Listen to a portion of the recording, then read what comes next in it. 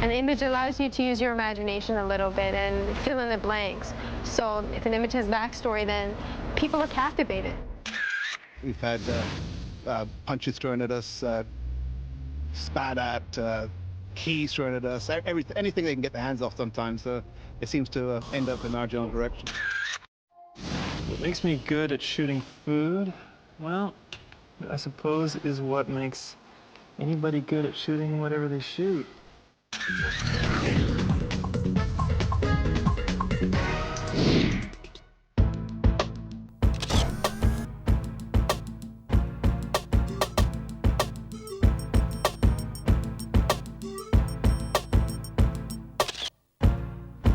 My photography is predominantly people and artists and musicians. I really like connecting with people, so I tend to put the emphasis on that. In '96, while I was in university, I started going to these underground hip-hop clubs, and I was so inspired by the passion and the perseverance and the dedication that these young artists would have for their craft that it inspired me to want to capture the moment. I shot video and I shot photography, but I ended up really gravitating towards the photographic aspect and trying to capture the passion of these artists in a two-dimensional format. And it was sort of from that seed that I began really getting into shooting a lot of artists and musicians and really getting to know people in the hip-hop community.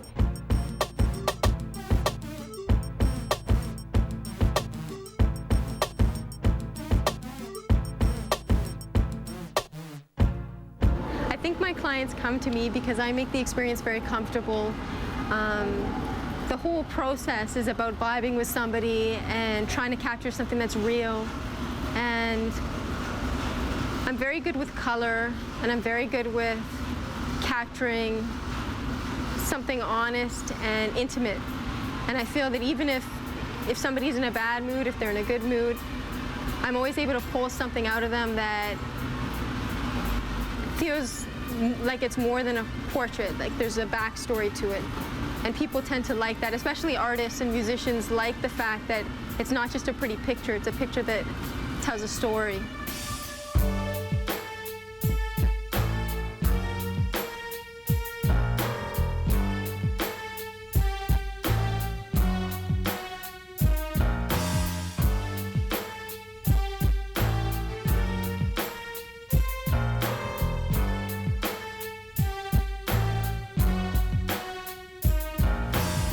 Recently did a shoot with an artist named Voice, and I'm really proud of the imagery I got from that particular shoot. It wasn't the longest shoot I've ever had. Just energetically, he and I vibed really well, and me and the stylist and makeup artist and management all just worked together and collaborated, and I think I got some of my best work out of him. And he was a very charismatic and down-to-earth and humble young man, so it was very easy to get nice shots, but I'm pretty proud of the work I did with him. And again, still the same image that I had way back, that it was one of my first shots when I was in St. Vincent, and it was just a close-up of a woman's face. It's still one of my favorites to this day, because I'm telling you, her face just told a million stories, and every time you look at it, you would just pull something different out of the image, so that's still one of my favorites. But recently, just in the span of the last year and a half, I think I've come up with some of my best work and some of my most inspiring work. Ultimately, I like to just shoot what inspires me, so I usually vibe off the person I'm with and creatively kind of let it come to me that way.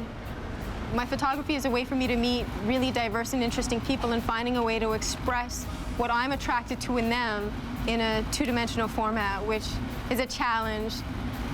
A good example would be Eric, who I'm shooting tonight. He's a very dynamic and charismatic and funny human being, and the challenge for me is being able to capture that photographically and have people feel the way I feel when I see this man perform and when I hear his music.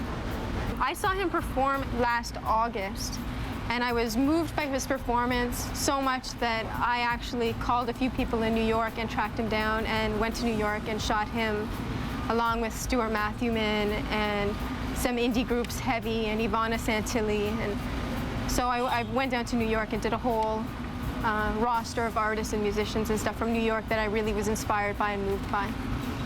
He's an extremely talented artist, and I'm just honored to have the opportunity to shoot with him and work with him and try to translate what it is he brings to the stage. The one thing in New York that I wasn't able to capture was that spontaneity and that humor, because I was doing 4.5-second exposures. So now that, you know, we're in a situation where there's a little more control, I'm excited at the prospect. You know I have Eric correct this song, right?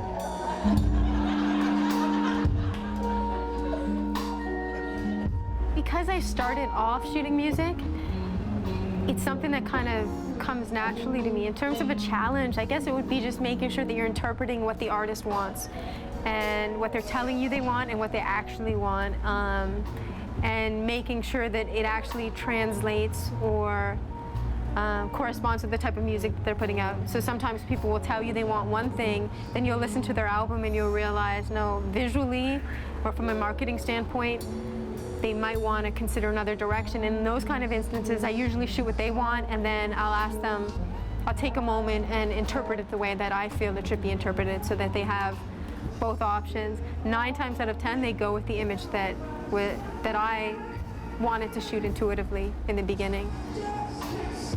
Ultimately, I think the biggest challenge is just hearing each other and making sure that we're on the same page visually.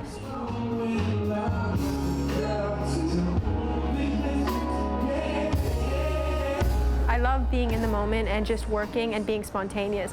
And I actually love the process of taking photos and connecting with people and just working off the energy of the moment. I know that sounds kind of cliche to say working off the energy of the moment, but I absolutely love like the challenge of meeting a person for the first time and figuring out how I can capture their essence or capture what they're about.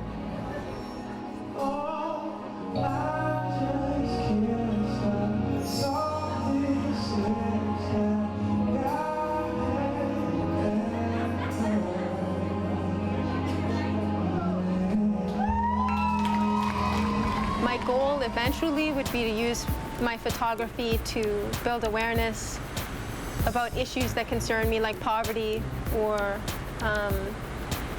certain political issues. One shoot that I did was about the war in Iraq, and the other shoot that I did was about consumerism and how major corporations are using imagery to sell us false hopes or false fears so that we go and buy their product. One of my goals is to teach children in impoverished communities how to do photography and hopefully inspire them to be creative and show them other outlets for their creativity, and eventually use their imagery to help them raise money for their communities. Right now, I use photography as a means to express myself and to capture different personalities in a way that does justice to the people that I'm shooting, so in a way that's honest and that's respectful. And ultimately, I think I just want to have integrity in everything that I do. And I want that to transmit with my photography.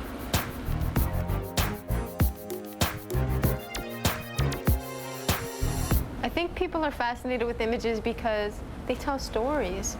And the difference between like a photograph and watching video is you can let your imagination take you to a place that it may be real or it may be fantasy, but it allows you to kind of be creative. I mean, people are captivated. It doesn't matter what the picture is of, as long as there feels like something's going on. And I think that's what people's fascination with it is, that they can kind of fill in the blanks and come up with their own interpretations.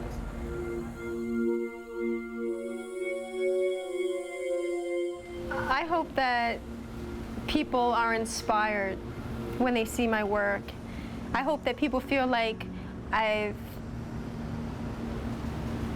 accurately captured the people in the portraits, like emotionally, I strive to try to capture a range of emotions from sadness to anger to indifference. And I just want people to be inspired. And I want people to leave feeling like there's no gimmick. It's just, my photography is just raw and real, and it is what it is. And hopefully people get that and leave feeling that they made a connection.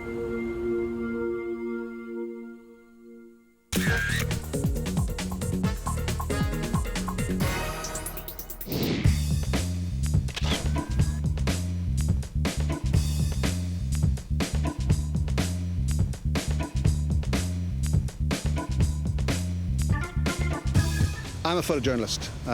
I cover news, sports, and some feature work. But the news is what I enjoy most. It's one of those jobs that you could be shooting a fire 1 minute and off to Government House to shoot something with the governor. There's just no 2 days the same. I get called up 3, 4, 5 o'clock in the morning sometimes to get out and cover a story. So just basically, it's not a typical job. That's why I love it. Because Bermuda is small, it's 21 square mile with about 65,000 people, not a lot happens. You'll have days where we have bank robberies or gang-related incidences, and then you might go for 2 or 3 days with just really a dry period. And those are days that we actually have to go out and find a news picture, and that's quite challenging in its own right.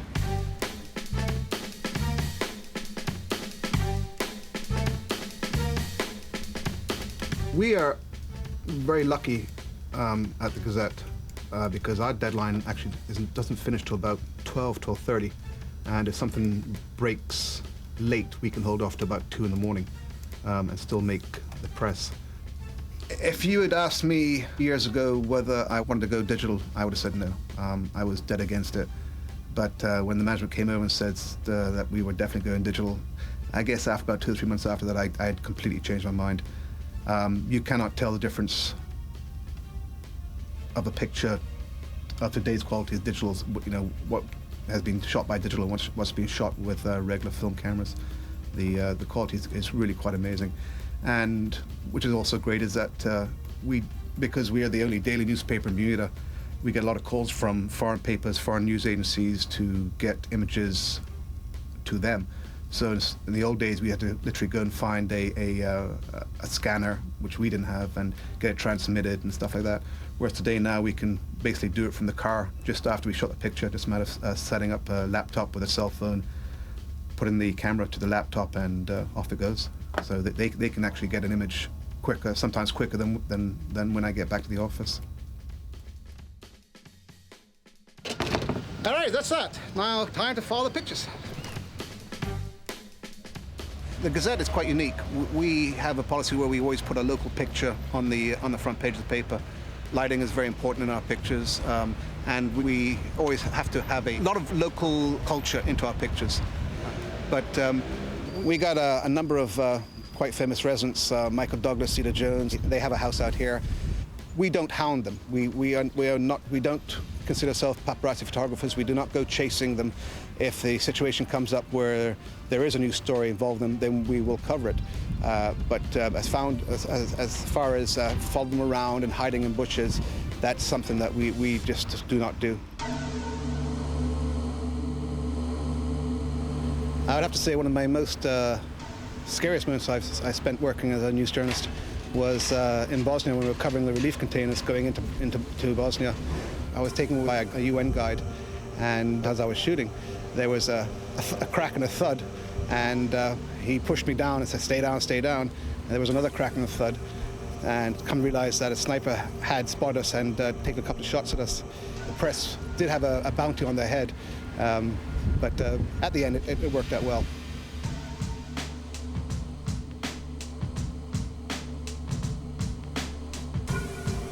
Just after the September 11th, we went to New York with a family who had lost their son in the World Trade Center, and to cover the reaction of the family when they first saw the devastation of the collapse of the towers was a challenge. You didn't want to intrude, you didn't want to feel insensitive, but I was there. I did have a job to do, and they appreciated it. But I had a hard time shooting these pictures. It really had an amazing effect on me. Of course, just after the anthrax scares that happened in the States, Bermuda also went on high alert.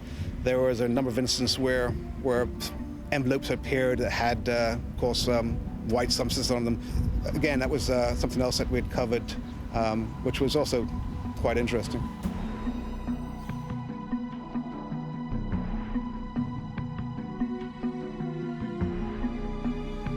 The paper, the Gazette, is almost like one of those papers everybody loves to hate. It's the only daily.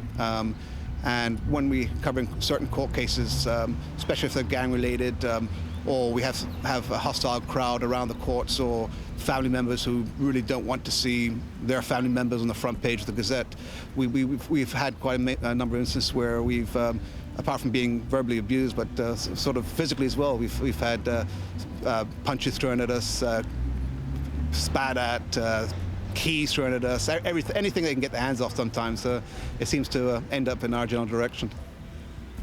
Obviously, being a news photographer, you really do have to be immune to personal insults and brush off personal attacks that you get when covering news stories. None of us have ever lashed back out. It just would not be professional, but it happens, and you just put it into your little diary as one of the stories you're going to tell next time you go drinking with the guys.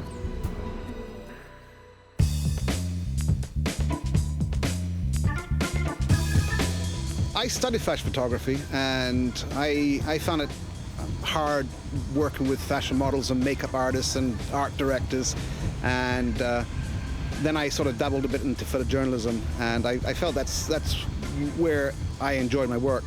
And if I can do a story where it has an impact on somebody's life and makes their life a little bit better, then I come off the winner as far as I'm concerned.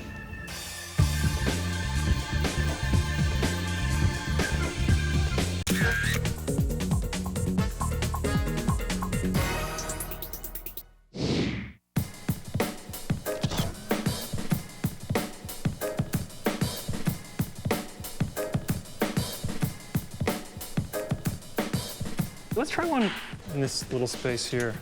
That's good. Hover the spoon over the center of the pan a little bit more. I'm just gonna get you to wiggle it a little bit so we get a bit of blur, so it looks like it's exciting. I think of myself being 16. If I had known that this is what I'd be doing today, I'd just be blown away, because I thought I'd be slaving away doing something I hated, and I'm not. I love it. I'm slaving away doing something I love, you know? Food is, it's fun, it's homey. I think people have a good time around food. Everyone likes to eat. Everybody likes to hang out in the kitchen. People need to look at this stuff and feel like they can actually do it. Otherwise, the recipe gets a little alienating. You just kind of look at it and go, well, that's awesome if I had a professional cooking team. But the trick is to make recipes that people can actually make. Even if they don't make them, they still feel like they can relate to it, which is, which is good for obvious reasons. It used to be, I think, that the food thing was more artificial. It was never as artificial as people think, because the first thing people ask is, it's all fake, right?